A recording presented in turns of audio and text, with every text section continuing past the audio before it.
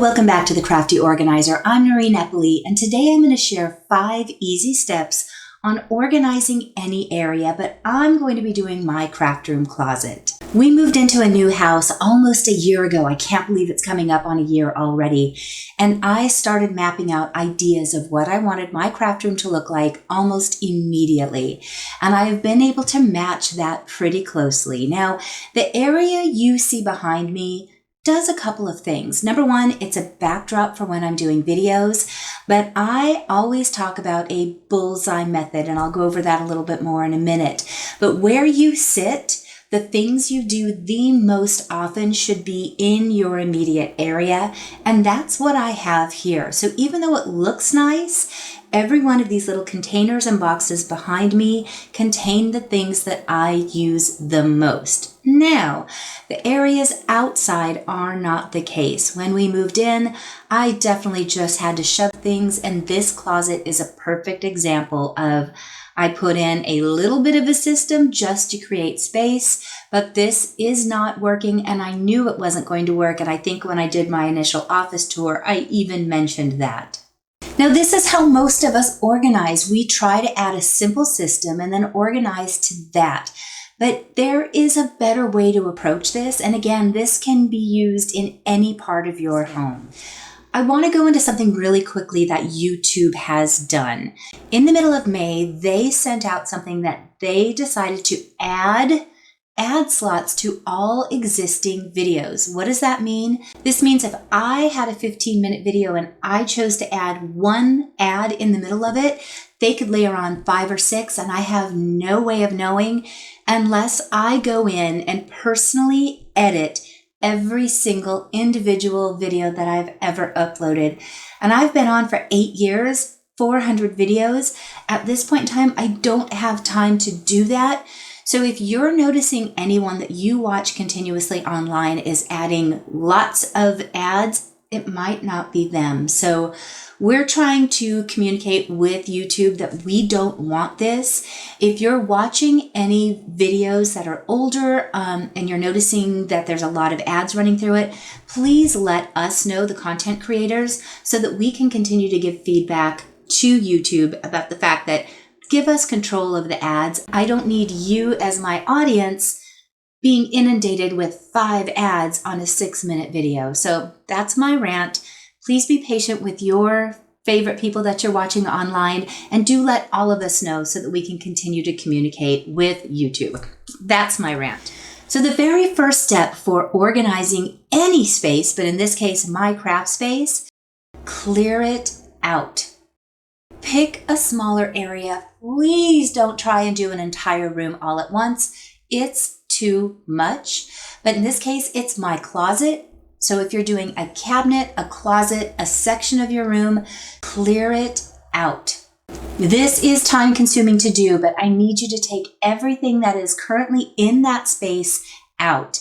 This gives you a chance to assess what you have, decide if you want to donate things or if you're no longer using them, or if it even needs to be in this space. These chia pets are some of my favorite things. I love them. I'm not going to use them though. They're just something I think is a fun novelty. They don't need to be in this space though. So taking everything out allows you to remember what you have in there, but also it gives you a clean slate so that you can get ready for the next step.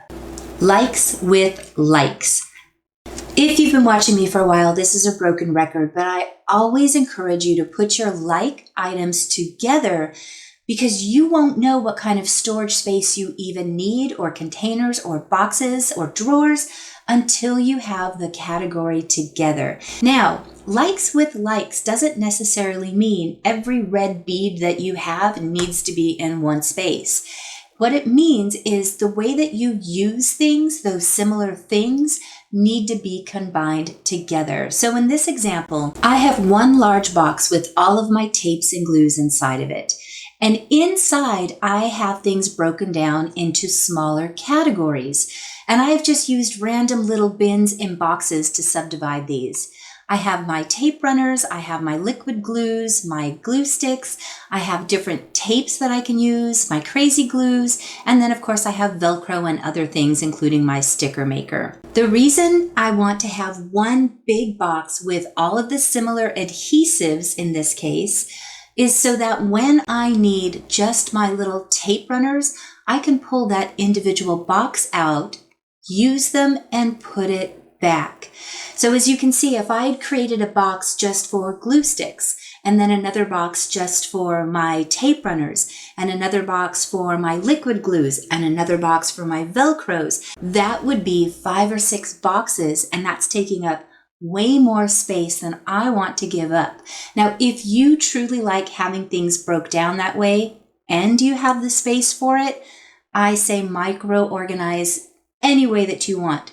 But if you're limited on space, as most of us crafters are, get all of those like items together in a way that you use them, cutters, fabrics, paints, etc. And then once you have them all together, you can break them down individually on the inside.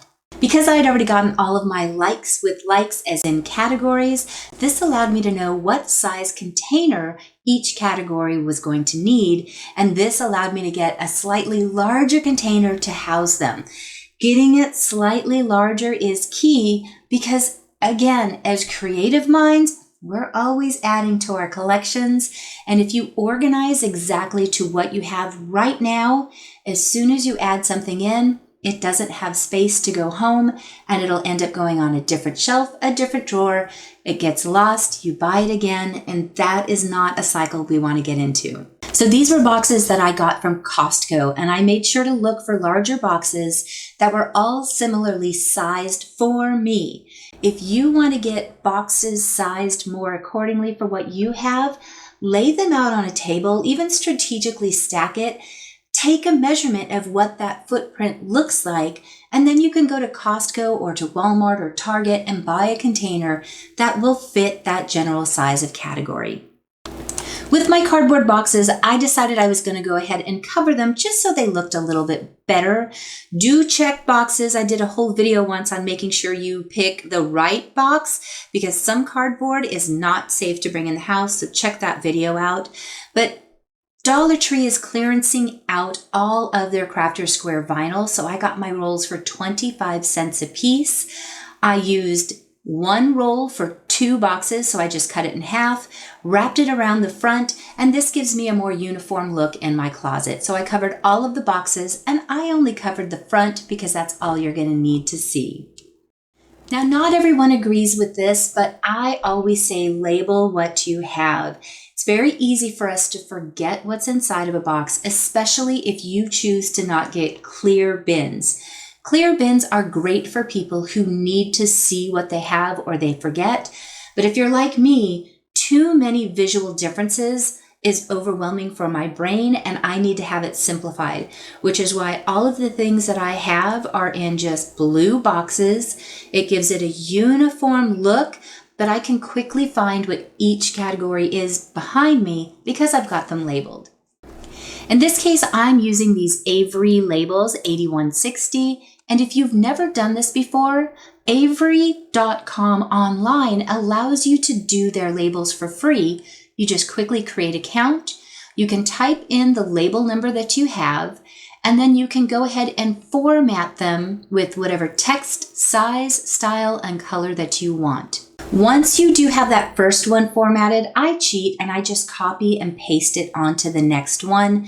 This makes it really quick. Unfortunately, the existing template makes you create the text box every time. So copy, paste is a shortcut. But if you did want something different each time, then this gives you the liberty. The other thing I like right here is you see the template of the whole page of labels. This is great because it means if you only used half the sheet, you can go specifically to the label cell that is left on your sheet and just print that, meaning there's zero waste of your labels. Once I created all of my category names, I used my Cricut to cut out cute shapes. I used a floral background with a white front, and then I just took those Avery labels and put it right on top of the white section. The next step is maximize your space.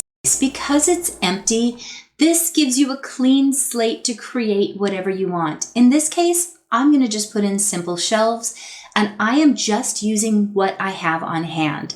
I had a few fence planks left over, so the section I cut off is going to become a cleat. I like using the level I have on my phone because I always have it with me. If it is red, it is not level, but if it is green, it is, but it'll still give you the percentage you're aiming for 0. Once the cleat is in place and it's level out, you are ready to put the shelf on top. But if you're saying, I'm in a rental home, I can't do this, here is a way to put in a cleat that is safe. It needs to be the entire height from the floor for your first shelf. I am using alien tape because it won't be permanent, but this will allow this piece of wood to sit against the wall. It's the same height as the cleat I screwed in on the other side. And I'm just putting a little piece here in the corner because this wall is not flat. But once that's in place and it's stuck to the wall, you can stack the full piece of wood on top of that, whatever height you want, and keep adding shelves all the way up.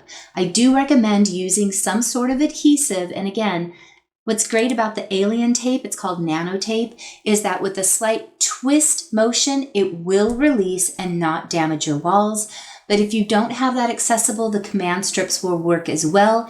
It's just to keep it in place against the wall, but once the weight is on it, they won't shift around. So here is the renter safe cleat system. And then here is the cleat that I just screwed into the wall. And again, mine are ugly because one of these days I'm going to organize my garage, and a lot of the things that are in this space right now should not be, but I don't have any place to put it. So that closet will get another makeover in the future. Now, I had some containers on hand. If you watched my Temu organization last year, I got these stacking boxes that are also collapsible, and I couldn't believe how well it fit in this spot. So I'm taking some leftover wood planks and putting it on top of the plastic just to give it a little bit more strength, and I put my Ryobi tools on there. Step number 5 is keep it close. This refers to my bullseye system again. So wherever you're sitting, the things that you use the most should be right in that immediate area. And if you'd like more information, you can watch this video. I'll have it linked in the description below. But for me, all of my card making and scrapbooking is in my desk area. But over here is where I use my laser things. Now, as you can see, just pulling things out of my little closet made my whole room explode. This is normal, and it's why I suggest doing a small section at a time. Could you imagine if I had to pull everything out of this office? I would have to put it everywhere else in the house, which would leave the house overwhelming. And this would take me days, maybe even weeks, or worse, months, to just get the gumption up to tackle it and figure out where to put everything and how to start over. So I strongly recommend going small, but knowing that it's going to make a giant mess. This is normal, and it gets better as you keep tackling each little category and creating a home for it. Now, a bonus tip that seems so logical, but it really gets missed a lot because we're busy. That is, take your things home when you're done. Take the 5 minutes when you're done to put everything back away. I know it seems like a logical thing, but we really don't always get to do it. We think we'll finish it later, or we think, oh, I'm going to work on that more tomorrow. Tomorrow something comes up. We bring things in from the store. We set it on top of our desk, and before we know it, our room is out of control. So if you're not able to clean up every project, make sure at least once a week or once a month you are putting those things back home, and create a place for those works in project or UFOs, unfinished objects, whatever you want to call it. Create a home for those things that you're currently working on so that if you do have to clean up in a minute, those things quickly get picked up, put in a spot so that everything's together, but your space is still neat. So when you walk in, you're not overwhelmed. So here is my finished space now. And again, this is going to be whittled down. This initial area here where Yzma has her home, and I have all of my things laid out in a way that I like for my bullseye, I'm very happy with this. It looks aesthetically pleasing to me. My favorite things are out in view. The items that I use most often when I'm scrapbooking, card making, sign making are immediately here. But also when I'm working on videos, everything I need for my videos is laid out so I don't have to pull them out each time. Now you can see I have bins for my scrapbook paper. I have stickers. That bottom box that's blue is my adhesives. I have my paints and markers. Over on the shelf are my jars of smaller embellishments, strings, little stickers and glitters. And then panning over, these are the things I use less often, like my laser machine with all of my blanks below that. And then my tools. When I'm using my tools, I'm generally not at my desk. I'm grabbing it for using some part in the house or at that table. And then, of course, the closet. Again, this is going to need more work over time, but for right now, everything is in unified boxes and everything is now in a category. So I can just pull out a single box. Now here's what it looked like before. If you think it wasn't a big change, to me, it is a very big change. The boxes that don't have a label are empty, so I have room to grow. And then I have space on the corners for those things that didn't quite fit into a category but are more than one. You can choose if you want clear boxes, but I like the ability to not have to see all that visual clutter and just have one clean label on it. So you choose what works best for you. Down here, I have the things that I use with my printer, whether it's labels, iron-ons, different color papers, envelopes when I'm shipping something. So this works well for me here. To the right of that, I still have my Cricut, but I moved that to my desk so I have space for the larger mats. I also have my Sizzix there, but the tools that I need for the printer and Cricut are right here on my little pegboard.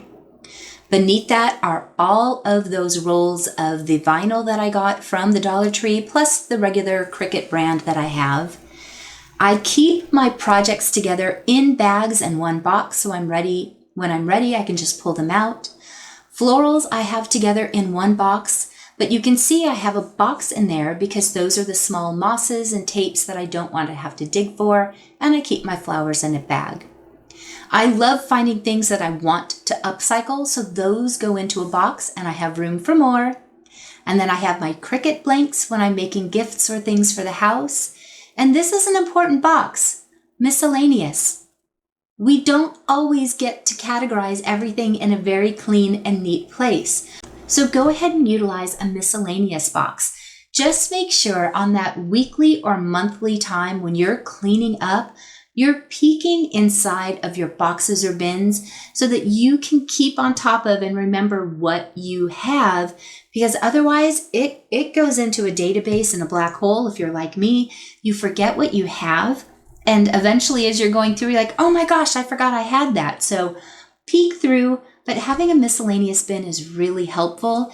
Something I do, and I've talked about before though, is I'll write a little tiny post-it note of the date that I got it.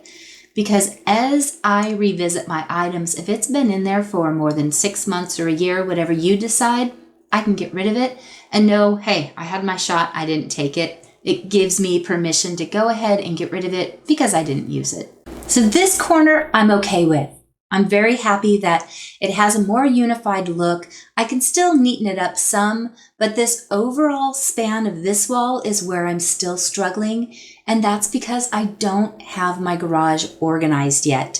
So every tool I have, every memory item I have, all of the things like paint are now in my crafting space when they really should be living in the garage. Also, I have a lot of interim decor pieces that I don't have a home for yet, so they're living in here.